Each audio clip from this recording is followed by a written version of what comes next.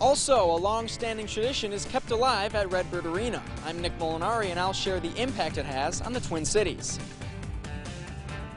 And that's where we begin tonight. Good evening and thanks for watching. I'm Matt Sheehan. Redbird Arena carries on the tradition of hosting the girls' high school basketball tournament. Nick Molinari explains the positive impact it has on the community.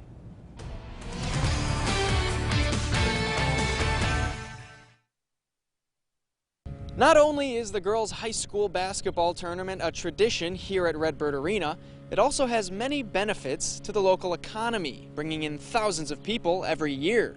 Leaders from the IHSA, Illinois State University, and the town of Normal gathered Thursday at Redbird Arena to speak about the new 3-year contract for the girls' basketball state finals. Once those 3 years are up, the tournament will have been held at ISU for a little more than 3 decades, not only bringing pride to the sport, but also huge economic boosts for the community. We have hotels in both Bloomington and Normal, as well as our restaurants and attractions.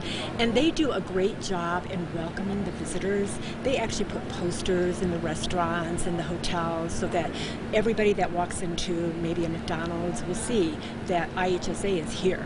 Executive Director at IHSA, Craig Anderson, says the tournament will be open for bid again when the contract is up in 3 years. But ISU leaders say there isn't a better place for the championship. In front of Redbird Arena, Nick Molinari, WMBD News.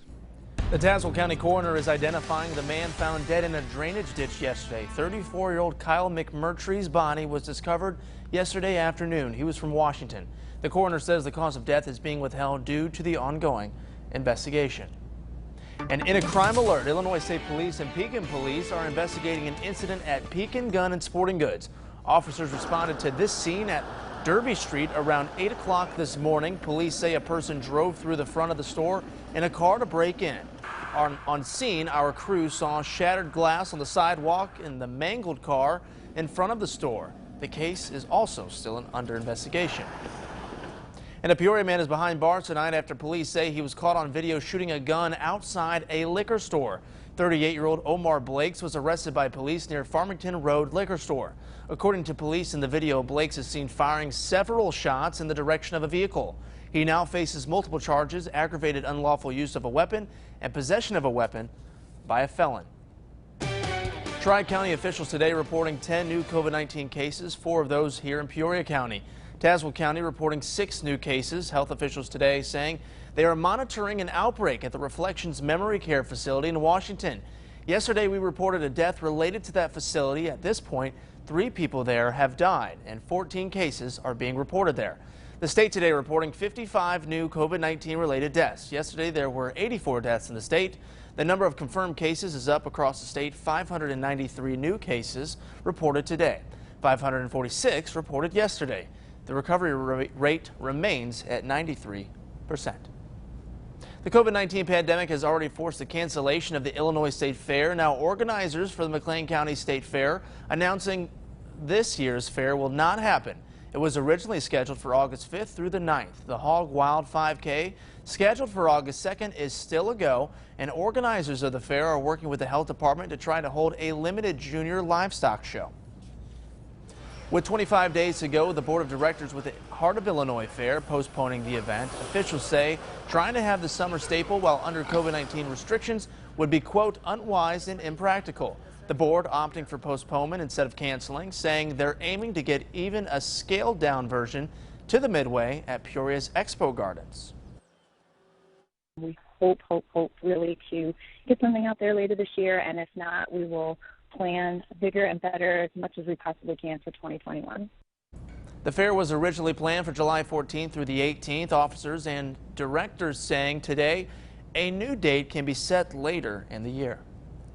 CityLink is joining forces with other transit agencies across the nation for the hashtag Sound the Horn campaign. The American Public Transportation Association calling on the front lines of trains, buses, and ferries to join the movement. CityLink's marketing director says public transportation workers are heroic and continue to provide critical service for employees and other heroes who are performing essential work during the COVID-19 pandemic. We have over millions of riders that ride every year, and so it's important that maybe you don't use it, but somebody, your neighbor may use it, or a service that you use, they may use it, a worker there. And so I think it's just important to recognize public transportation and how important it is to the local economy in Peoria. They sounded the horn to pay tribute to all heroic public transportation workers across the country with 2 one-second horn blasts. Bridging the gap between officers and the people. Normal Police Department taking a stance, leading a walk against police brutality today. They started at Uptown Circle, ending in front of the police station. The police chief says they took to the streets, showing the department is open to change and transparency, also committing to accountability. The officers say they condemn the actions that led to George Floyd's death, saying today's walk was a visual statement that excessive police action, like what happened to Floyd in Minneapolis and other people around the country, have no place in policing. They ended the rally with a moment of silence, recognizing lives lost because of police brutality. The fate of a 19-year-old Bloomington man will soon be in the hands of a jury as deliberations begin in the Scotty Allen murder trial. Manas Kongwari has been covering the case all week and explains why the defense says it has the upper hand.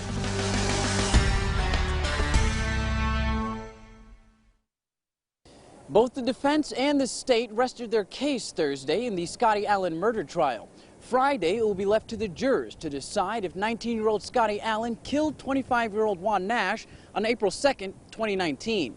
More than 15 witnesses took the stand this week. Detective Jared Bierbaum, the lead detective on the case, interviewed all of the witnesses linked to the shooting. One of them was SHAWNDELL Wright, who was Juan Nash's best friend. During an interrogation, he told Detective Bierbaum Allen shot Nash. But when he was on the stand Thursday, Wright told defense attorney Phil Finnegan he was coerced by Detective Bierbaum. And he repeatedly told you that he would help with your unrelated case if you just gave him the piece he needed from it, correct? Yes. Did you just make this up because Detective Bierbaum was threatening you and prompting you basically to say exactly that? Yes. Immediately after that, Bierbaum took the stand and said he told Wright he would consider helping him on an unrelated case if he, quote, let him know what he wanted to hear. You told him you'd go to the state's attorney the next day and plant a seed and see if it grows, correct? Yes. I told him it's a fact that I would communicate with the state's attorney. How he interpreted it, I don't know. Well, opening arguments begin Friday. Many expect the jurors to come up with a decision on that day as well. And if they do, you'll be able to find the verdict right here on WMBD. In Bloomington, I'm Manas Kongwari. Well, Peoria will soon be seen on screens across the country. The History Channel's show, It's How You Get There, stopped by the River City today. We talked to the show's host about what he thinks about the place that we call home. A beautiful place. I didn't know what to expect coming here. Showcasing the place we call home. It's How You Get There's host Sam Nemi says Peoria really impressed him. The view is amazing. What we have behind us, you definitely don't see in South Florida, which is where I'm from. Each show is filmed in a new location, showcasing different modes of transportation in each city. Enjoy Peoria's CEO J.D. D'Alfonso says he's thrilled the River City is going to be showcased nationwide. It's a fantastic opportunity when you have a nationally recognized channel and a TV show broadcasted to hundreds of thousands of people to showcase what we have to offer in Peoria. The show host started the day out at Bob Lindsay Honda, who is going to supply the vehicles for them to travel in while they're here. They're just going through detailing the cars, having some fun with them. They're going to drive a couple around town and talk about them, but we're kind of letting them choose what they want to drive.